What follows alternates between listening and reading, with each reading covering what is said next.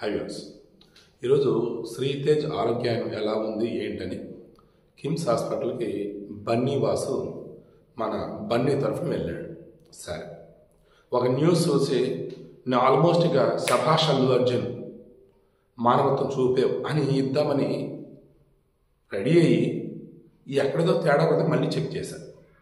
బన్నీ వాసు ఏమన్నాడు, పిల్లాడు కోలుకున్నాడు, సంతోషంగా ఉంది, పిల్లాడికి మెరుగైన వైద్యం కావాలని ఇక్కడ వైద్యులు నిర్ణయిస్తే దానికని విదేశం వెళ్ళాలి అనుకుంటే లేదు విదేశం వెళ్తే బాగుంటుందని వీళ్ళు చెప్తే ఆ రకం వీళ్ళు కనుక రిఫర్ చేస్తే అలా కనుక తీసుకెళ్తే ఆ పిల్లడికి అయ్యే ఖర్చు అంతా మేము భరిస్తాం, వీఆర్ విల్లింగ్ టు పే అని అల్లు అర్జున్ టీం తరఫున నేను వచ్చే చెప్పడానికి నేను ఇప్పుడు చెబుతున్నా అన్నాడు.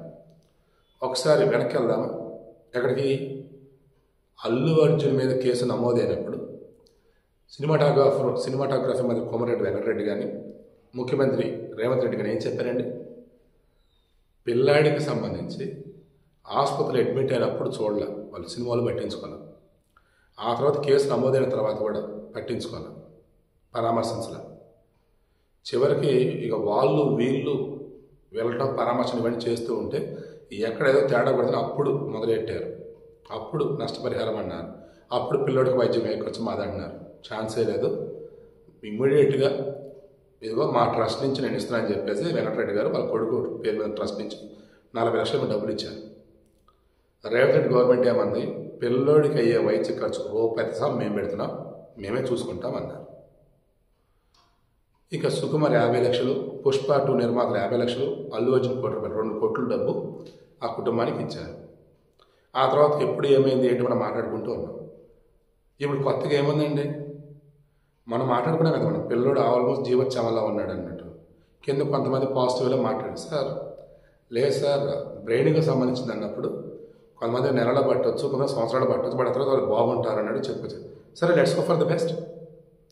బట్ ఈరోజు ఏమైంది, నిన్న ఆల్మోస్ట్ అన్ని అటువంటి వార్తలే వచ్చాయి. ఇక దాంతో మొన్న నేను వార్త కూడా ఇచ్చాను, అల్లు అర్జున్ స్నేహ వాళ్ళ పిల్లలు ఎంత బాగున్నారు, ఈ శ్రీతేజ్ ఫ్యామిలీ ఎలా ఉంది ఏంటని.